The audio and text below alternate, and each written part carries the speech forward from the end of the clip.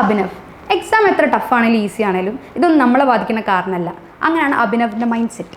ഈ ഒരു ക്വാളിറ്റി അല്ലെങ്കിൽ അങ്ങനെ ഒരു ക്വാളിറ്റിയാണ് അഭിനവിനെ നമ്മുടെ ഒരു വൺ ഓഫ് ദ ടോപ്പറാക്കി മാറ്റിയത്. ബാക്കിയുള്ള കാര്യങ്ങൾ നമുക്ക് അഭിനവിനോട് തന്നെ ചോദിച്ചറിയാം.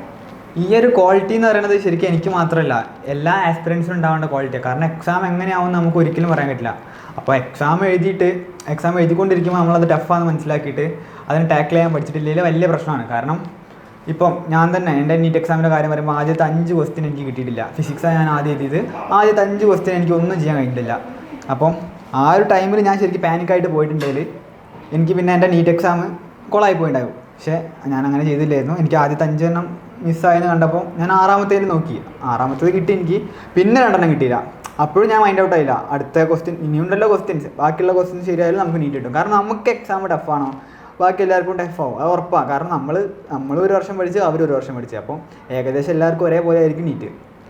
അതെ, ഒരു എക്സാം എന്നുള്ള രീതിയിൽ നമ്മൾ ആ സമയത്ത് ആ മൊമെന്റിൽ നമുക്ക് എങ്ങനെ പ്രാക്ടിക്കലി തിങ്ക് ചെയ്യാൻ പറ്റും, അതാണ് അതിലെ മെയിൻ മോട്ടീവ്. ആ ഒരു ബോൾഡ്നെസ് എല്ലാവർക്കും വേണം. കാരണം എന്താ വെച്ച് കഴിഞ്ഞാൽ ടഫ് ആയി കഴിഞ്ഞ് കഴിഞ്ഞാൽ നമ്മൾ ശരിക്കും ടാക്കിൾ ചെയ്തേ പറ്റുള്ളൂ. കാരണം ഒരു ക്വസ്റ്റ്യൻ പോയി പിന്നെ അത് അടുത്ത ക്വസ്റ്റ്യൻ നമുക്ക് കിട്ടൂലല്ലോ എന്നുള്ള അവലാതി വന്നു കഴിഞ്ഞാൽ ബാക്കി ഇനിയും ഉണ്ടല്ലോ, 10 എണ്ണം പോയാൽ ഇനിയുണ്ട് 107 എണ്ണം. ആ 107 എണ്ണം ശരിയാണെങ്കിൽ നമുക്ക് നീറ്റ് ക്രാക്ക് ചെയ്യാം. അതാണ് നമ്മുടെ ഉള്ളിൽ വേണ്ടത്. ആ പാനിക് ഉണ്ടാകാൻ പാടില്ല. കാരണം അത് പോയി കഴിഞ്ഞാൽ നമ്മൾ എക്സാം ഫുള്ള് പോകും, ടോട്ടലി പോകും. അപ്പോൾ അതിനാണ് നല്ലത് ഒരു 10 ക്വസ്റ്റ്യൻ പോയി ബാക്കിയുള്ള 107 എണ്ണം കിട്ടുന്നതാണോ നല്ലത്, അല്ലെങ്കിൽ ആ 10 എണ്ണം പോയതിന് ടെൻഷൻ അടിച്ചിട്ട് ആ 170 എണ്ണം പോകുന്നതാണോ നല്ലത്? നമുക്ക് 170 എണ്ണം കിട്ടുന്നതല്ലേ എപ്പോഴും നല്ലത്. അഭിനവ് ഇവിടെ വന്ന സമയത്തുള്ള ഫസ്റ്റ് ക്യാപ്റ്റീവ് മൊമെന്റ് അല്ലെങ്കിൽ നമുക്ക് മെമ്മറബിൾ ആയിട്ടൊരു മൊമെന്റ് വെക്കണമെങ്കിൽ അതെന്തായിരിക്കും?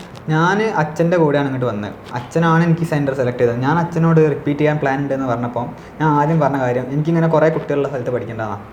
അപ്പോൾ അച്ഛനാണ് ഇവിടെ സെലക്ട് ചെയ്തത്. ഞാനും അച്ഛനും പിന്നെ അമ്മയും കൂടി അവിടെ വന്ന് ഫസ്റ്റ് ഡേ തന്നെ JPനെ കണ്ട് JP എന്നോട് സംസാരിച്ച് ക്യാപ്റ്റീവ് മൊമെൻ്റ് എന്ന് പറയല്ലേ, അതാണ്.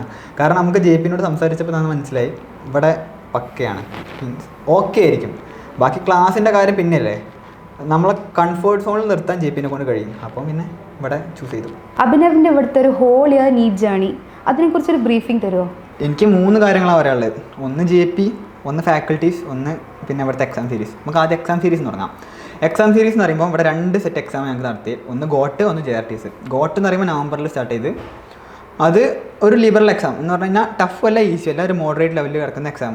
അതാണ് ശരിക്കും നമ്മൾ മോൾഡ് ചെയ്തെടുത്ത് ആ ഒരു ഡിസംബർ ആകുമ്പോഴത്തേക്ക് നമുക്ക് ടോപ്പിക്കൊക്കെ കഴിഞ്ഞിട്ടുണ്ട്. മീൻസ് ഡിസംബർ അല്ല, നവംബർ ആകുമ്പോഴത്തേക്ക് നമുക്ക് ടോപ്പിക്കൊക്കെ കഴിഞ്ഞിട്ടുണ്ട്. എന്നിട്ടാണ് എക്സാം. അപ്പോൾ നവംബർ ഡിസംബർ എന്നുള്ള 2 മാസം കൊണ്ട് നിങ്ങൾ ഫുൾ ടോപ്പിക്സ് അല്ലെങ്കിൽ ഫുൾ സബ്ജക്ട്സ് മൊത്തം നിങ്ങൾ ഒരു വട്ടം റിവൈസ് ചെയ്ത് കഴിഞ്ഞിട്ടുണ്ട്. എന്നിട്ടാണ് ജനുവരിയിൽ അടുത്ത എക്സാം വരുന്നത്, JRTS.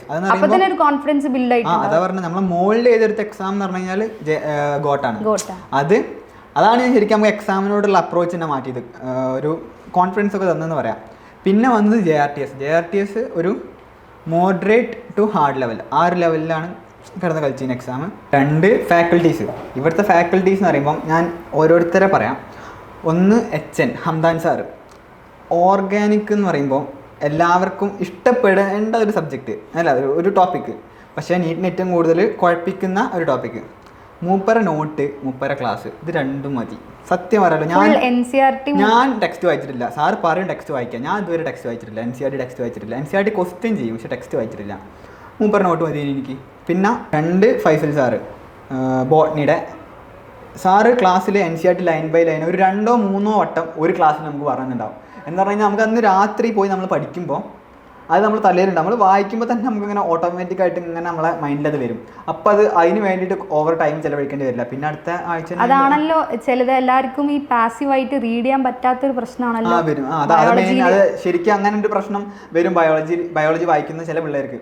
എന്ന് പറഞ്ഞു കഴിഞ്ഞാൽ ബയോളജിയാണ് ശരിക്കും നമ്മൾ ഫിസിക്സും പഠിക്കും, കെമിസ്ട്രിയും പഠിക്കും. എക്സാം ആകുമ്പോൾ ചിലപ്പോൾ നമ്മൾ പഠിച്ചു കഴിഞ്ഞാൽ അത് കിട്ടും. പക്ഷെ ബയോളജി എന്ന് പറഞ്ഞാൽ മറക്കാൻ ചാൻസ് ഉള്ള, ഏറ്റവും കൂടുതലും മറക്കാൻ ചാൻസ് ഉള്ള. പക്ഷെ നമ്മളെല്ലാവരും ബയോളജി ഭയങ്കര ഒഴിവാക്കിയോ, ഈസി അല്ലേ, എല്ലാവർക്കും കിട്ടൂലേ, ബയോളജി അല്ലേ, NCERT വായിച്ചാൽ പോരെ, ആ ഒരു സാധനം വരും. എന്നിട്ട് നമ്മൾ പിന്നെ എടുത്ത് വായിക്കുമ്പോൾ നമുക്ക് അത് ഓർമ്മയിൽ വരില്ല. ആദ്യം മുതലേ സ്റ്റാർട്ട് ചെയ്യുന്ന ഒരു ഫീലിംഗ് വരും. സാറ് ക്ലാസ് കേട്ട് കഴിഞ്ഞാൽ അങ്ങനെയല്ല. സാറ് ക്ലാസ് കേട്ട് കഴിഞ്ഞാൽ നമ്മൾ രാത്രി അത് വായിക്കുകയാണെന്നുണ്ടെങ്കിൽ നമ്മളെ മൈൻഡിലേക്ക് അത് ഇങ്ങനെ വരും. ഇത് അങ്ങനെ സാറ് പറയുന്നതെല്ലാം നമ്മളെ മൈൻഡിൽ ഇങ്ങനെ ഓട്ടോമാറ്റിക്കായിട്ട് ടെക്സ്റ്റ് ഇങ്ങനെ വരും. അപ്പോൾ പിന്നെ എക്സാം എഴുതുമ്പം നമുക്ക് വലിയ പ്രശ്നം വരില്ല. ഇനി പിന്നെ മൂപ്പരിടുന്ന ക്വസ്റ്റ്യൻസ് ആണെങ്കിൽ എക്സാമിലിടുന്ന ക്വസ്റ്റ്യൻസ് ആണ് NCERT ലൈൻസ് ആയിരിക്കും. അയ്യോ സ്റ്റേറ്റ്മെൻറ്റ്സ് എന്ന് പറഞ്ഞു കഴിഞ്ഞാൽ എല്ലാ സ്റ്റേറ്റ്മെൻറ്റും NCERTയിലുള്ള എല്ലാ ലൈൻസും ചിലപ്പോൾ ഞങ്ങൾക്ക് എക്സാമിന് ചോദിച്ചിട്ടുണ്ടാവും. അത്രയും കിഡിലെ എക്സാം സീരീസും പിന്നെ കിഡിലും സാറുമാണ് FSET. പിന്നെ മൂന്നാമത്തെ സാറ് RJS ഫിസിക്സിൻ്റെ സാറ് എന്ന് പറയുമ്പോൾ പ്രോബ്ലംസ് എന്നൊക്കെ പറയുമ്പോൾ അയ്യോ നമ്മളൊരു ക്വസ്റ്റ്യൻ പറയുന്നത് ആദ്യം അതിൻ്റെ ആൻസർ പറയുന്നത് പിന്നെ നമുക്ക് പറഞ്ഞു തരുന്നത് എല്ലാ ക്വസ്റ്റ്യനും സാർക്കറിയാം. സാർക്കറിയാത്തൊരു ക്വസ്റ്റ്യൻ ഉണ്ടോ നമുക്ക് സംശയം. സാറത് അപ്പോൾ അത് ആദ്യം നമുക്ക് ഷോർട്ട് കട്ട് പറഞ്ഞു തരും എക്സാം എഴുതുമ്പോൾ. അത് പഠിക്കേണ്ടവർക്ക് പഠിക്കാം, അല്ലാത്തവർക്ക് മറ്റേ ജനറൽ മെത്തേഡ് പറയും. ഇപ്പം ഈ കുറേ ജനറൽ മെത്തേഡ് മുഴുവൻ പഠിക്കാൻ ഈ കോൺസെപ്റ്റ് വേണ്ട, പെട്ടെന്ന് ചെയ്യണം എന്നുള്ള ആൾക്ക് RJSൻ്റെ ഷോർട്ട് കട്ട് മെത്തേഡ് ഉണ്ടാവും. അല്ലെങ്കിൽ കൺസെപ്റ്റ് വേണം, എല്ലാം വേണം എന്നുള്ളവർക്ക് RJSൻ്റെ ജനറൽ മെത്തേഡ് എന്ന് പറഞ്ഞു കഴിഞ്ഞാൽ ശരിക്കും വേണ്ടത് രണ്ടാമത്തെ ആണെങ്കിലും ചില സമയത്ത് നമുക്കത് മുഴുവൻ ചെയ്തുണ്ടാക്കാനുള്ള സമയം ഉണ്ടാവില്ല എക്സാം എഴുതാൻ സമയത്ത്. കാരണം ഒരു ക്വസ്റ്റിന് 1 മിനിറ്റ് അല്ലേ ഉണ്ടാവുള്ളൂ. അപ്പോൾ RJSൻ്റെ ഷോർട്ട് കട്ട് നമുക്ക് എപ്പോഴും ആവശ്യം വരും, ഹെൽപ്ഫുൾ ആണ്. ഞാനൊരു ഇൻസിഡൻറ്റ് പറയാം. ഞാൻ ഇവിടുത്തെ ഒരു കുട്ടീനോട് മെൻറ്റർ ചെയ്യുന്ന സമയത്ത് ഞാൻ കേട്ടിട്ടുണ്ട് നീറ്റ് എക്സാമിന് ഈ NCERTയിലെ ബാക്ക് എക്സസൈസിന് ഭയങ്കര ലെങ്ത് ആയിട്ടുള്ള ക്വസ്റ്റ്യൻസ് ഉണ്ടാവില്ലേ, സോൾവ് ചെയ്യാൻ ഭയങ്കര ബുദ്ധിമുട്ടുള്ള അങ്ങനത്തെ ക്വസ്റ്റ്യൻസിലൊക്കെ സാർ ഭയങ്കര ഷോർട്ട് കട്ട്സ് കൊടുക്കാറുണ്ടല്ലോ. അങ്ങനത്തെ ഒരു ഷോർട്ട് കട്ടാണ് ഒരു 2T/T എന്ന് പറഞ്ഞൊരു ചെറിയൊരു ഇക്വേഷൻ. ആ ഇക്വേഷൻ വെച്ചിട്ട് മാത്രം നമുക്ക് നീറ്റിലെ ഒരു ക്വസ്റ്റ്യൻ സിമ്പിളായിട്ട് സോൾവ് ചെയ്യാൻ പറ്റും. അങ്ങനത്തെ അതിന് മൂപ്പരൊരു ഒറ്റ ഇക്വേഷൻ 2T/T - 1 അങ്ങനൊരു ഇക്വേഷൻ ഐ ഗസ് അത് തന്നെയാണ് തോന്നുന്നു, എനിക്ക് ഓർമ്മയിലില്ല. എൻ്റെ എക്സാം കഴിഞ്ഞ് നമ്മൾ എന്തായാലും നമ്മൾ പാസീവ് ആയിട്ടുണ്ട്. പക്ഷെ അങ്ങനെ ഒരു സംഭവം പറഞ്ഞപ്പോൾ നമ്മളിങ്ങനെ ഓക്കെ അങ്ങനത്തെ കുറച്ച് ക്വസ്റ്റ്യൻസ് ഉണ്ടല്ലോ നമ്മൾ കുറേ ടൈം എടുത്ത് ചെയ്യേണ്ട ക്വസ്റ്റ്യൻസ്, അതിനൊക്കെ മൂപ്പര ഇക്വേഷൻസ് മൂപ്പര ഷോർട്ട് കട്ട് ഉണ്ടെങ്കിൽ നൈസാണ്, വേഗം തീരും. പിന്നെ കോൺസെപ്റ്റ് ഉണ്ടെങ്കിൽ കോൺസെപ്റ്റ് ഉണ്ടാവും. നമുക്ക് ഇപ്പോൾ ഒരു സ്റ്റേറ്റ്മെൻറ്റ് ക്വസ്റ്റ്യൻ ചെയ്യണമെന്നുണ്ടെങ്കിൽ അതിനുള്ള കോൺസെപ്റ്റ് മുമ്പ് പറഞ്ഞുതരും. മുമ്പ് ഇങ്ങനെ പറയാം, നിങ്ങൾക്ക് ഏതാണോ വേണ്ടത് നിങ്ങൾ സെലക്ട് ചെയ്യുക. കാരണം പഠിക്കേണ്ട ആൾ നമ്മളാണ്. നമുക്ക് ഇപ്പോൾ കംഫർട്ട് ഏതാണോ അതെടുത്ത് പഠിക്കാം. പാസീവും ഉണ്ട്, ഷോർട്ട് കട്ടും ഉണ്ട്. അപ്പം ഏതാണോ വേണ്ടത് അതെടുത്ത് പഠിക്കാം. 4 നമ്മളെ CEO JP അല്ല JP സാറാണ് സുവോളജി എടുക്കുന്നത്. അത് പിന്നെ പറയണ്ടല്ലോ, എൻ്റർടൈനിങ് ക്ലാസ് എന്ന് പറയാം. ആരും അടുത്ത് കണ്ട് ക്ലാസ്സിന് ഉറങ്ങൂല, എല്ലാവർക്കും പണിയും കിട്ടും, എല്ലാം കിട്ടും. നൈസ് ക്ലാസ് എന്ന് പറഞ്ഞു കഴിഞ്ഞാൽ എന്താ പറയുക, ഉറക്കം വരിക. ആ ബയോളജി ക്ലാസ് ഇരിക്കുമ്പോൾ എല്ലാവർക്കും ഉണ്ടാകുന്ന പ്രശ്നം ഉറക്കം വരിക.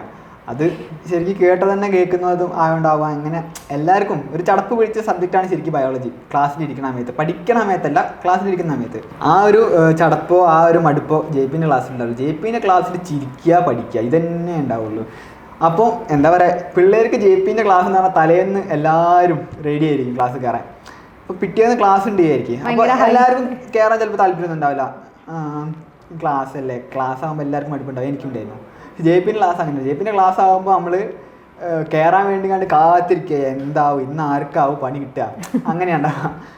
പക്ഷെ എന്തായാലും ഫ്രണ്ടിലിരിക്കില്ല. എന്നിട്ട് എന്ത് ചെയ്യും, ബാക്കിലിരിക്കുന്നവർ JP പിടിച്ചുകൊണ്ട് ഫ്രണ്ടിലിടും. എന്നിട്ട് അന്നത്തെ ദിവസം ഒരുക്കാവും. അത് നല്ല രസമാണ്, ക്ലാസ്സിലിരിക്കാൻ നല്ല രസമാണ്. നമ്മൾ ഓരോ എക്സാമ്പിൾസ് ഒക്കെ എടുത്ത് പറയുകയാണെങ്കിലും എല്ലാം JPയുടെ പേരാ. ഒരിക്കലും ഒരു സുവോളജി പഠിപ്പിക്കുന്ന രീതിയിലല്ല മൂപ്പര് പഠിപ്പിക്കുക. എല്ലാം ഓരോ മൂപ്പരതായ ഒരു വ്യത്യസ്തമായൊരു അപ്രോച്ച് ഉണ്ട് പഠിപ്പിക്കുന്നതിൽ. സാറിന് ഡെമോ ക്ലാസ്സസ് ആയാലും എടുത്തു നോക്കിയാൽ അറിയാം, ഭയങ്കര ഫണ്ണായിട്ട് നമുക്ക് ഒരിക്കലും മറക്കാത്ത രീതിയിലാണ് ഒരിക്കലും മറക്കൂല.